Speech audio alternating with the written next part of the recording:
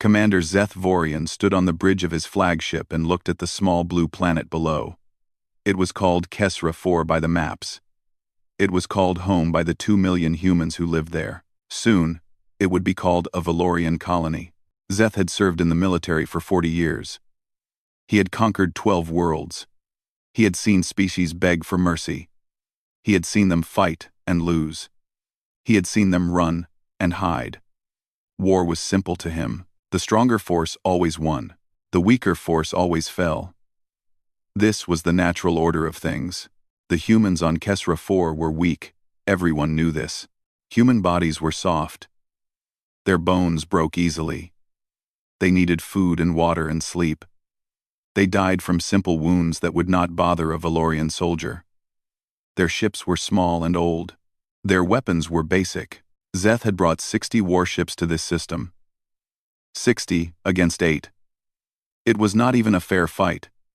He expected the humans to surrender within hours. Maybe they would try to negotiate. Maybe they would beg. Either way, this would be over before the day ended. His second officer, a young female named Kira Voss, walked to his side. She held a data screen in her hands. "Commander, we have completed our scan of the planet. The human population is concentrated in 3 main cities. Their defense fleet is holding position near the orbital station." Zeth nodded slowly. 8 ships, that is all they have? "Yes, Commander. 8 patrol vessels, light weapons, minimal shielding. They cannot possibly fight us. Then they will not fight. Send the standard message. Demand their surrender. Give them 1 hour to respond." Kira bowed her head and walked to the communications station. Zeth watched her work. He felt no excitement. This was not a battle. It was a simple task. The humans would see his fleet. They would understand that resistance was death. They would give up their world and become subjects of the Valorian Empire. This was how war worked. This was how it had always worked. The message was sent. Zeth waited. He thought about what he would do after this conquest. Perhaps he would take a vacation. Perhaps he would visit his homeworld. This mission was too easy to even count as real work. 20 minutes passed, then 30, then 45. Zeth began to feel annoyed. The humans were wasting his time. Did they not see his ships? Did they not understand what 60 warships meant? "Commander," Kira called out. "We are receiving a response from the human fleet. Put it on the main screen." The screen flickered. A human face appeared. It was a male with gray hair and tired eyes. He wore a simple uniform with metal pins on his shoulders. Behind him, Zeth could see other humans working at stations. They looked calm. They looked focused. They did not look afraid. "I am Admiral Daniel Carter of the Kesra Defense Force," the human said. His voice was steady. "We have received your demand for surrender." Zeth stepped forward. "Then you understand your situation. You are outnumbered. You cannot win. Surrender now, and your people will be treated fairly. Fight, and you will be destroyed." Admiral Carter looked at him for a long moment. His face showed no emotion. Then he did something strange. He smiled. It was a small smile, but it was there. "Commander," Carter said, "I have served in the human military for 32 years. I have fought pirates. I have fought rebels. I have protected colonies across 4 systems. Do you know what I have learned in all that time?" Zeth felt his patience wearing thin. "I do not care what you have learned. Give me your answer." "I learned that some things are worth dying for." Carter leaned closer to the screen. "This is our home. These are our families. Our children play in those cities below. Our parents sleep in those homes. You want us to hand them over to you? It is the logical choice. You cannot defeat us." Carter shook his head slowly. "You do not understand us at all. Do you? Logic has nothing to do with this. This is about what is right. This is about what we believe. And we believe that our home is worth fighting for." Zeth felt something he had not felt in many years. It was confusion.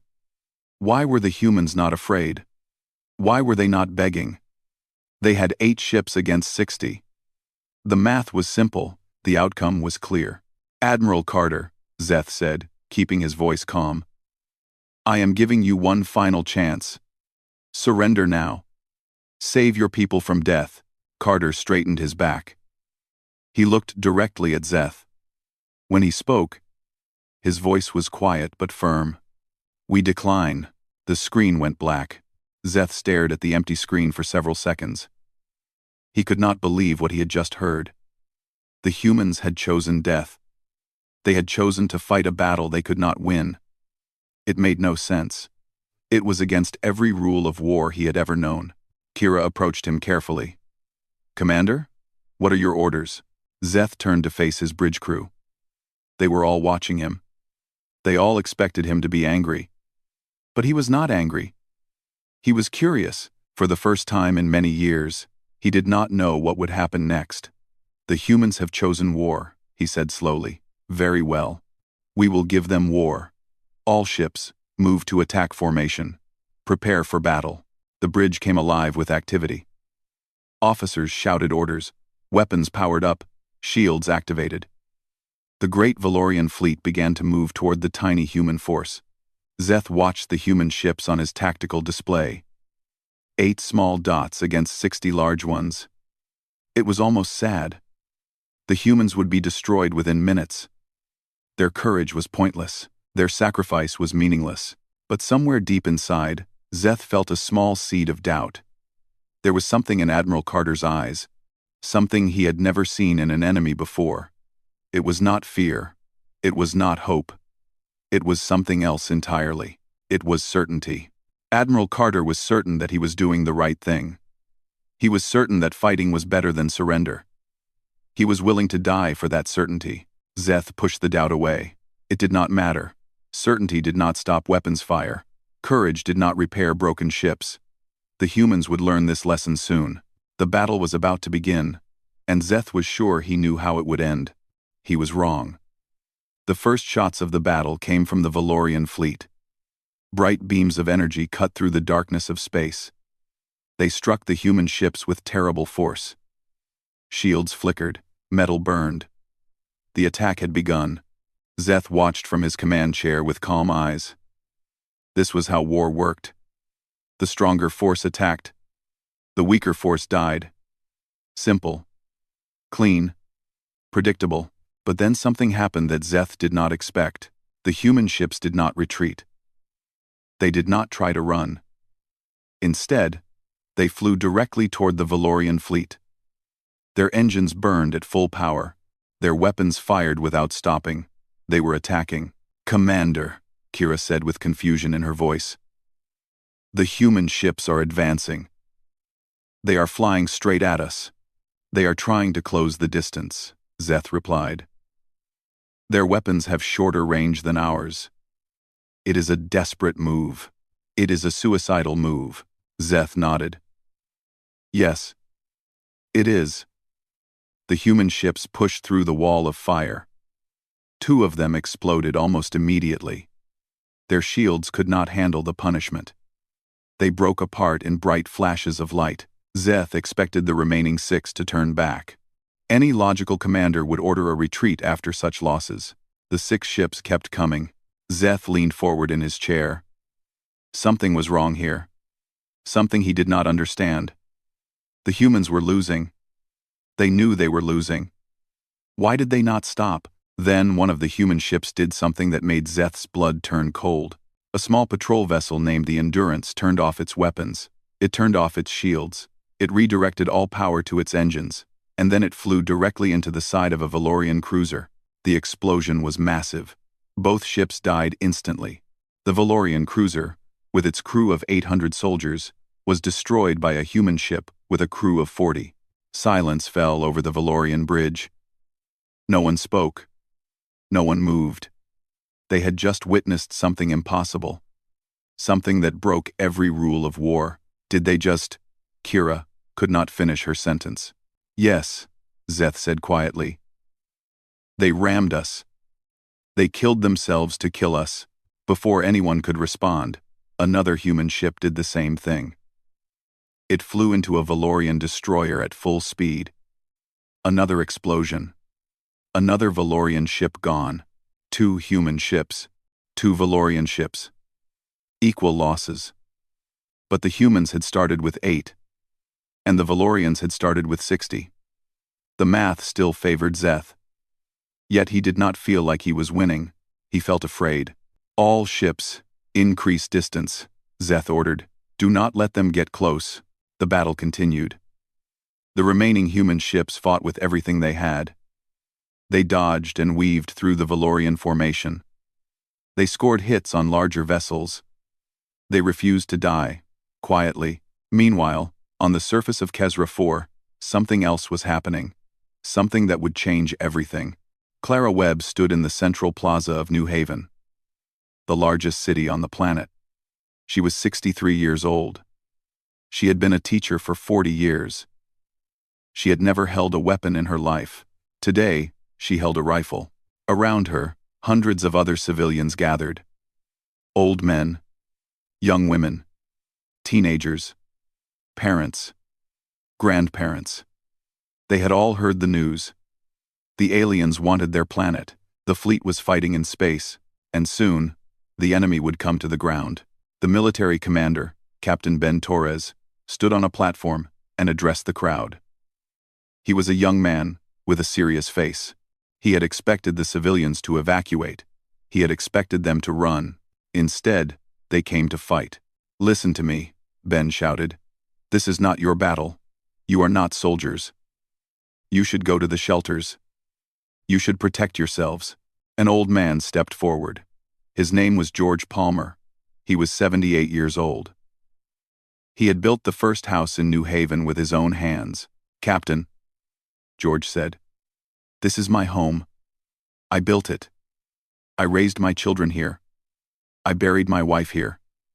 You think I am going to hide while strangers try to take it away? Clara stepped forward too. We are not leaving. Tell us what to do. Tell us how to help. Quote, Ben looked at the crowd. He saw their faces. He saw their determination. These were not soldiers. They were farmers and teachers and doctors and shopkeepers. But in their eyes, he saw something powerful. He saw the same thing Admiral Carter had shown the alien commander. He saw certainty. Fine, Ben said quietly. If you want to fight, then we fight. But you follow my orders. You stay together. And you do not give up. No matter what happens, you do not give up. The civilians cheered. It was not a loud cheer. It was not a happy cheer. It was the sound of people who knew they might die. But they had chosen to die standing up. In space, Zeth watched the battle continue. His fleet was winning. The human ships were almost gone. Only 2 remained, and they were badly damaged. Victory was close, but reports from his ground forces told a different story. Commander, a communications officer said, our landing parties are meeting heavy resistance. The human military is fighting hard, but there is something else. The civilians are fighting too. Zeth frowned. Civilians do not fight. They run. They hide. Not these civilians, Commander.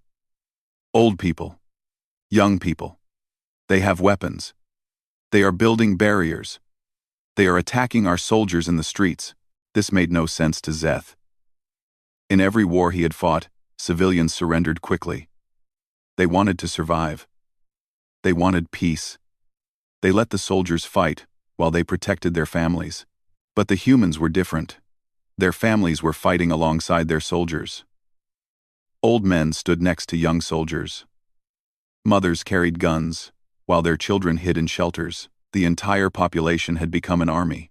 Why are they doing this? Zeth asked, mostly to himself. They cannot win. They must know they cannot win. Kira stood beside him.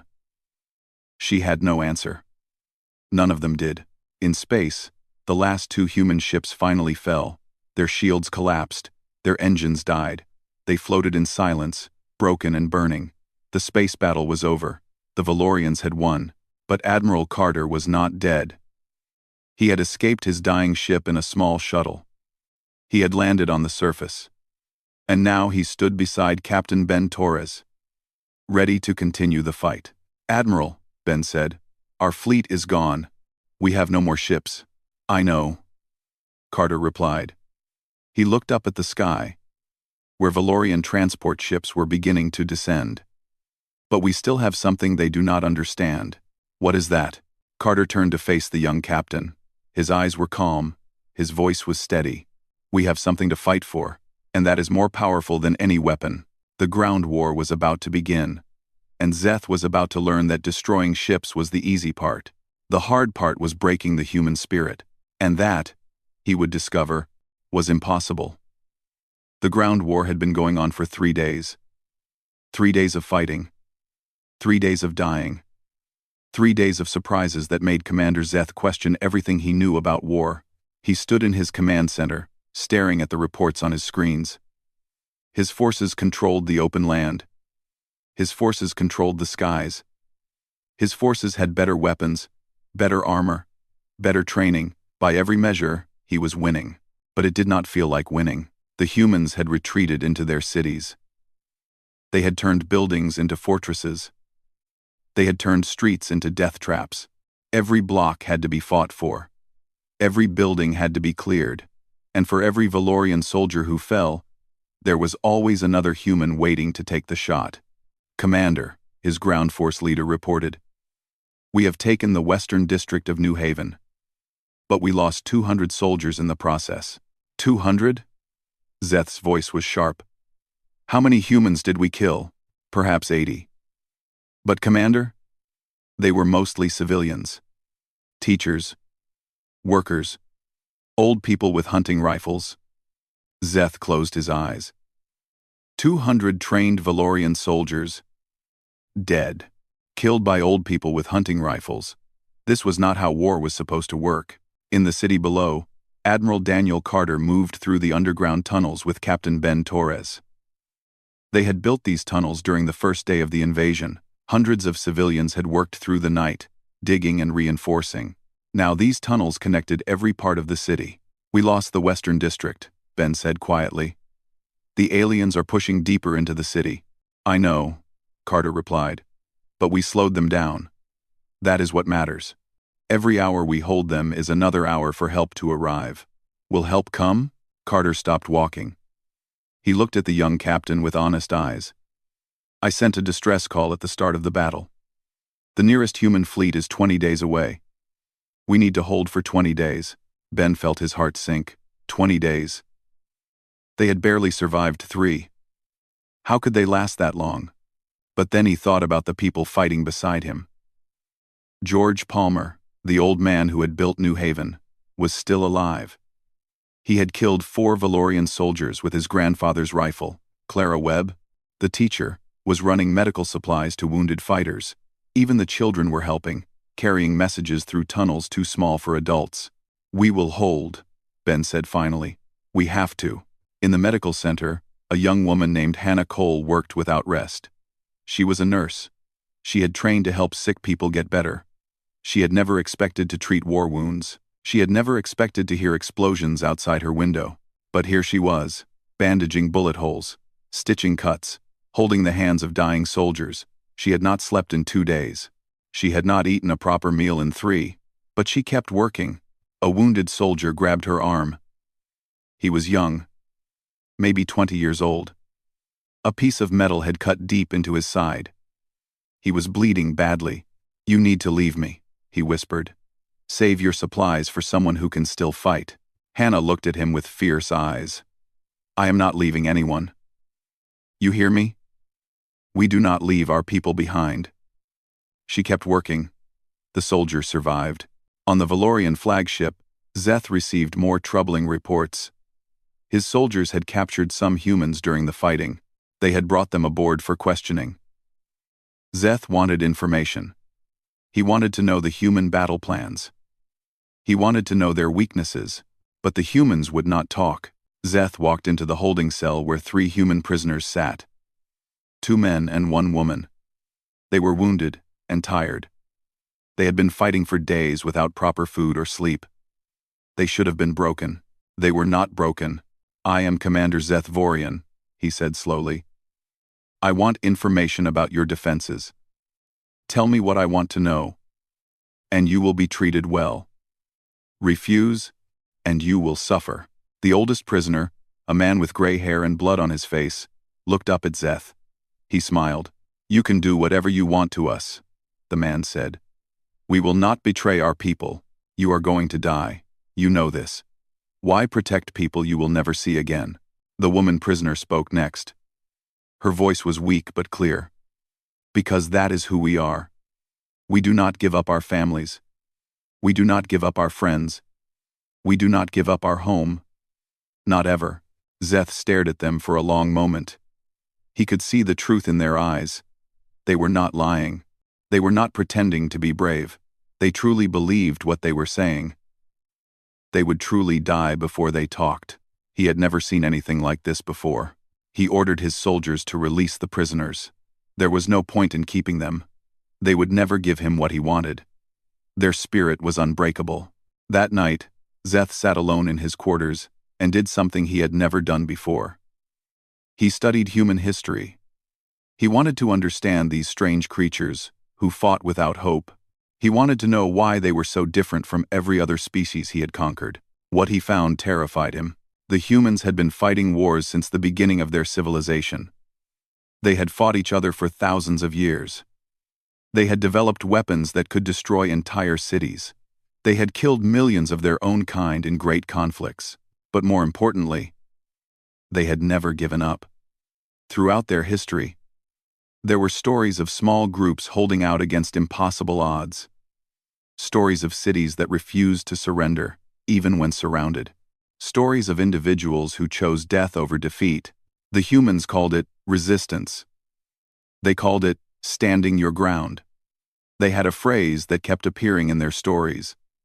Never give up. Never surrender. Zeth read about their world wars. He read about their resistance movements. He read about soldiers who fought to the last bullet, and civilians who picked up weapons when their soldiers fell. This was not a species that could be easily conquered. This was a species that had been practicing war since the dawn of their existence. They did not fight because they thought they would win. They fought because fighting was part of who they were. And now, Zeth finally understood the look in Admiral Carter's eyes. That certainty. That calm acceptance of possible death. The humans were not afraid to die. They were afraid to surrender. They would rather be destroyed than conquered. They would rather lose everything than give up. Zeth closed his data screen and looked out the window at the planet below. Fires burned in the cities. His soldiers fought in the streets. But the humans kept fighting back. They would not stop. They could not stop. For the first time in his long career, Zeth wondered if he had made a terrible mistake. He had started this war thinking it would be easy. He had expected surrender within hours. Instead, he had found something he never expected. He had found an enemy that did not know how to quit, and he was beginning to realize that this war would cost him far more than he had ever imagined. On the 12th day of the invasion, everything changed. Commander Zeth stood on his bridge, watching his tactical display with tired eyes. The ground war was not going well. His forces had taken heavy losses. The humans fought for every street, every building, every room. His soldiers were exhausted. His supplies were running low, but victory was close. The human resistance was weakening. Their ammunition was almost gone. Their food was running out. A few more days, and they would have no choice but to surrender. Then the alarm sounded. "Commander," Kira shouted from her station. "We have contacts entering the system. Multiple ships. They are coming in fast." Zeth felt his heart freeze. "How many ships?" 30, Commander. "They are human warships." The bridge went silent. 30 human warships. That was more than Zeth had expected the humans to have in this entire sector. Where had they come from? How had they gotten here so fast? The answer came moments later when a message appeared on the main screen. A human female in a formal uniform looked back at Zeth. Her hair was gray. Her eyes were hard. She looked like she had not slept in days. "Valorian Commander," she said. "I am Fleet Admiral Susan Price of the United Human Navy." We received the distress call from Kesra 4. We are here to answer it. Zeth struggled to understand. That is impossible. The nearest human fleet was 20 days away. It has only been 12 days. Admiral Price smiled, but it was not a friendly smile. We pushed our engines beyond their safety limits. We ran them at full power without stopping. Some of our crew died from exhaustion during the journey, others collapsed at their stations, but we did not stop. We could not stop. Our people needed us. She leaned closer to the screen. Now, Commander, you have a choice. Leave this system immediately, or face us in battle. I promise you, we did not come all this way just to talk. Zeth cut the transmission and turned to his officers. His mind was racing. 30 human ships against his remaining force of 52. The numbers were closer than he liked, and after watching how the humans fought for the past 12 days, he knew those 30 ships would fight like 60. Battle stations, he ordered. All ships prepare for combat. The Valorian fleet reformed into attack formation. The human fleet approached without hesitation. Zeth watched the display as the distance between them closed. And then he heard something strange. His communications officer looked confused. Commander, the humans are broadcasting on an open channel. It appears to be... music? Music? Yes, Commander. Loud, aggressive music. It is playing across all frequencies. Zeth listened. The sound was harsh and powerful. Drums pounded, voices shouted. The music seemed to pulse with energy and anger. It was unlike anything he had ever heard. What is this? He asked. Kira answered quietly. I believe the humans call it battle music, Commander. They play it before combat. It is supposed to inspire them and frighten their enemies. Zeth looked at his crew. He could see the effect the music was having. His soldiers looked nervous. They had spent 12 days fighting an enemy that would not die, would not surrender, would not give up, and now that enemy was coming for them with music playing and weapons ready. The battle began. The human ships attacked with the same impossible aggression Zeth had seen at the start of the invasion. They flew directly into danger. They took risks that no logical commander would take. They traded damage for position, accepting wounds to deal killing blows. And on the surface of Kesra 4, the defenders heard that their relief had arrived.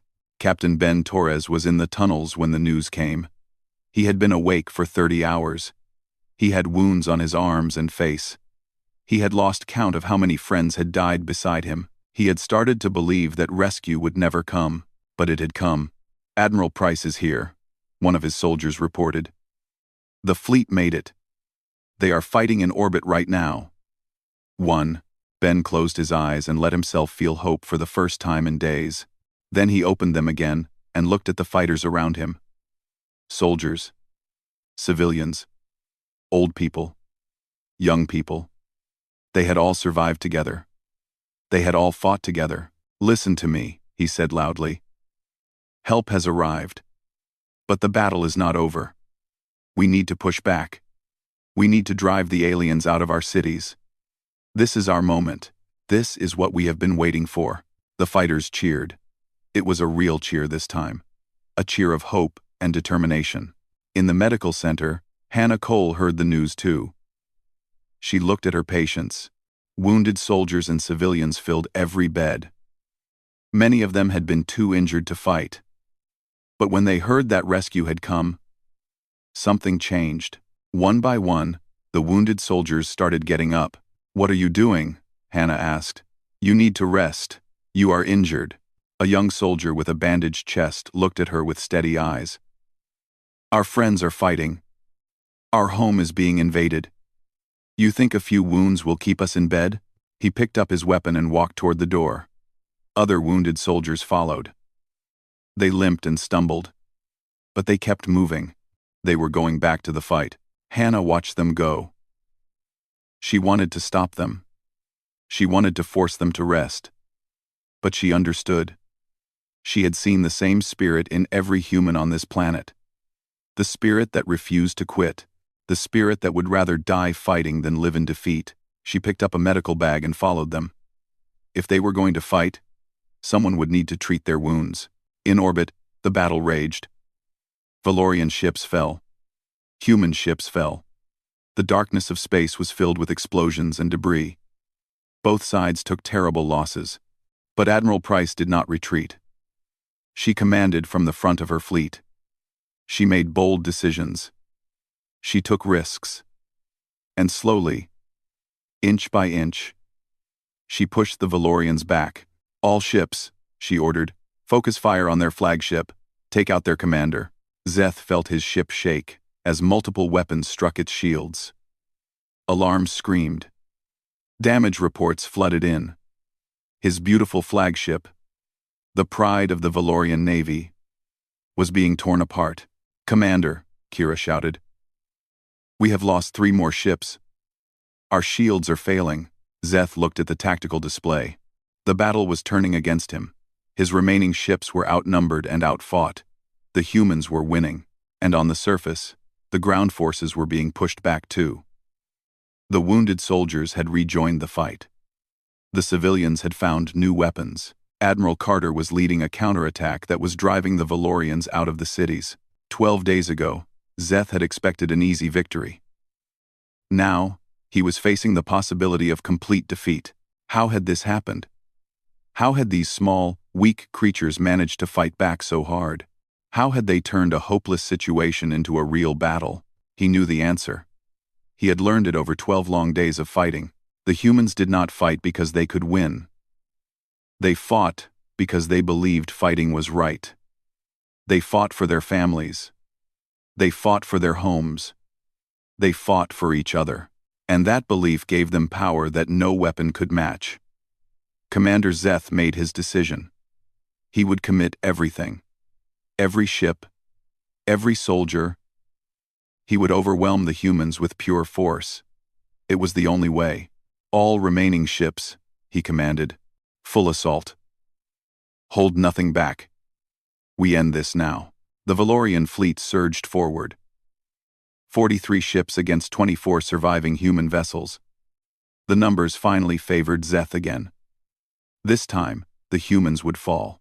But the humans had been holding something back too. Admiral Susan Price watched the Valorian assault on her display. She had expected this. She had planned for it. And now, it was time to reveal the last weapon in the human arsenal. "Launch the volunteer wings," she ordered quietly. 4 small shuttles detached from the human fleet. They were not combat ships. They were simple transport vessels, modified with extra engines and stripped of everything except cockpit and cargo bay. Each shuttle carried a single nuclear weapon. Each shuttle had a single volunteer pilot. On the bridge of the lead shuttle, a man named Frank Porter gripped his controls tightly. He was 54 years old.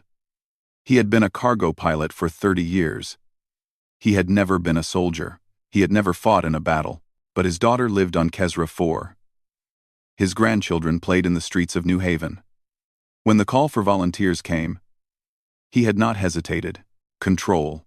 This is Shuttle 1, Frank said into his radio. "We are in position, ready to begin attack run." Admiral Price's voice came back, filled with emotion. "Shuttle Wing, we copy. May God be with you. Your sacrifice will be remembered forever." Frank smiled. He was afraid. Of course he was afraid. But he was also certain. This was the right thing to do. His family would live because of what he did today. The 4 shuttles flew directly toward the largest Valorian ships. The aliens did not understand at first. These were tiny vessels. They posed no threat. Why were they attacking? Then the first shuttle hit. Frank Porter flew his shuttle straight into the engine section of a Valorian battlecruiser. The nuclear weapon detonated on impact. The explosion was blinding. The battlecruiser was destroyed instantly. So were 2 smaller ships nearby. 3 more explosions followed in quick succession. 3 more pilots. 3 more sacrifices. 3 more Valorian capital ships destroyed. Commander Zeth watched in horror as his fleet was torn apart from within. 4 small shuttles had just killed 12 of his ships and thousands of his soldiers.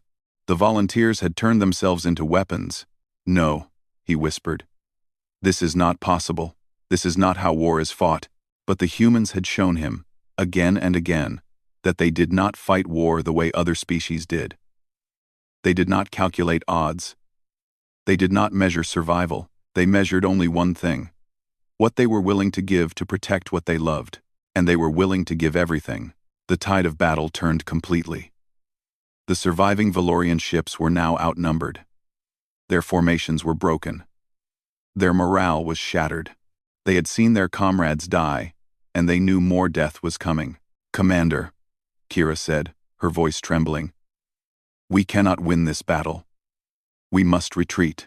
Zeth looked at the display. She was right. He had lost.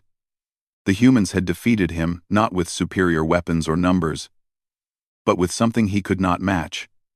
Something he could not even understand. "Signal all ships," he said quietly. "Full retreat. Leave this system immediately." The Valorian fleet turned and ran. They fled at maximum speed, leaving their wounded behind, leaving their dead behind. They had come as conquerors, and they left as survivors. As the last Valorian ship prepared to jump away, a final message arrived. It was from Admiral Daniel Carter, still standing in the ruins of New Haven. Zeth accepted the message. Carter's face appeared on screen. The human was covered in dust and blood. His uniform was torn, but his eyes were the same as they had been at the start: calm, certain, unbroken. "Commander Zeth," Carter said, "tell your empire what you saw here. Tell them what happens when you threaten our families.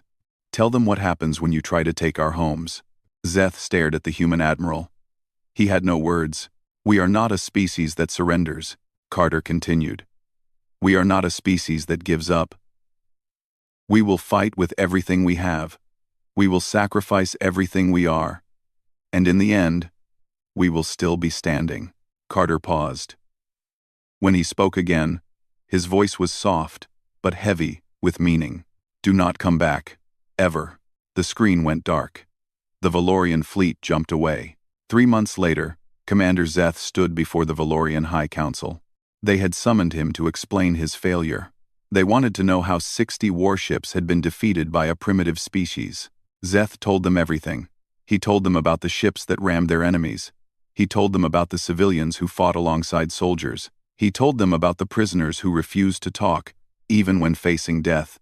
He told them about the wounded who returned to battle. He told them about the pilots who flew nuclear weapons into capital ships. When he finished, the council chamber was silent. "What do you recommend?" the council leader asked. Zeth took a deep breath. He knew his words would end his career. He knew he would be seen as a coward. But he also knew the truth. "I recommend that we never attack the humans again," he said. "Not because they are strong. Not because they have powerful weapons. But because they do not know how to stop fighting. They do not understand surrender. They do not accept defeat." He looked at each council member in turn. "I thought I understood war. I have fought for 40 years. I have conquered 12 worlds. But the humans taught me something I never knew. War is not about who has the stronger force. War is about who is willing to give more. And the humans will always give more. They will give everything. Their ships, their homes, their lives. They will burn their own cities before letting us take them." He lowered his head. "You cannot defeat an enemy like that. You can only choose not to fight them." The council debated for many hours. In the end, they agreed. The Valorian Empire marked human space on their maps and added a single note beside it: "Do not enter. Do not attack. Do not provoke." On Kesra 4, the humans buried their dead and rebuilt their cities. They raised monuments to the volunteers who had sacrificed themselves. They told stories about Admiral Carter and Captain Torres and Clara Webb and Hannah Cole and all the others who had fought, and they added a new saying to their collection. A saying that would spread across human space and become part of their culture. "When you fight for what you love, you cannot be defeated. You can only be destroyed. And we are very hard to destroy." Years later, other alien species would hear about the Battle of Kesra 4. They would learn about the humans who had stood against impossible odds. They would hear the warning that Commander Zeth had given, and they would remember that some enemies are not worth making. The humans had shown the galaxy something important. They had shown that courage was a weapon, that love was a shield, that the will to fight was more powerful than any technology, and the galaxy would never forget it.